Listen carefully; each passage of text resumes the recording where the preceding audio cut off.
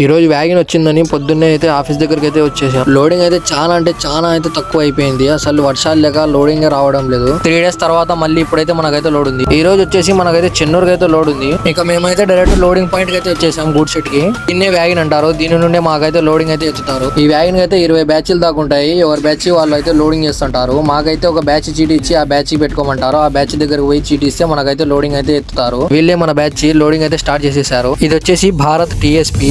Total గా 240 bags అయితే మనకైతే వీళ్ళు లోడ్ చేయాలా. టోటల్ గా అన్ని బీసీలకి అన్ని లారీలు అయితే పెట్టేశారు. లోడింగ్ అయితే స్టార్ట్ చేసేసారు. ఇక మన బండి వచ్చేసి లోడ్ అయితే అయిపోయింది. ఇంకా అన్లోడ్ అయితే స్టార్ట్ అయిపోయాం. ఇక బండి వస్తుందని పార్టీకి అయితే ఫోన్ చేసేసాం. పార్టీ అయితే హమాలి రెడీగా ఉన్నారు, తొందరగా వచ్చాయని చెప్పేశారు.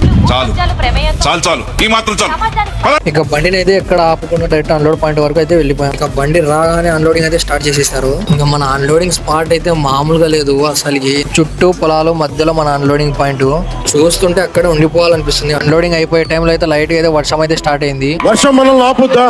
మొత్తానికి అన్న వాళ్ళు మొత్తం అన్లోడ్ చేసేసి లాస్ట్ ఒక మాట అయితే అన్నారు, బాబు బయలుదేరు. ఇక ఫైనల్ గా మేమైతే రిటర్న్ అయితే బయలుదేరిపోయాం. మన అకౌంట్ అయితే ఫాలో చేసి పెట్టుకోండి. నెక్స్ట్ వీడియోలో కలుద్దాం.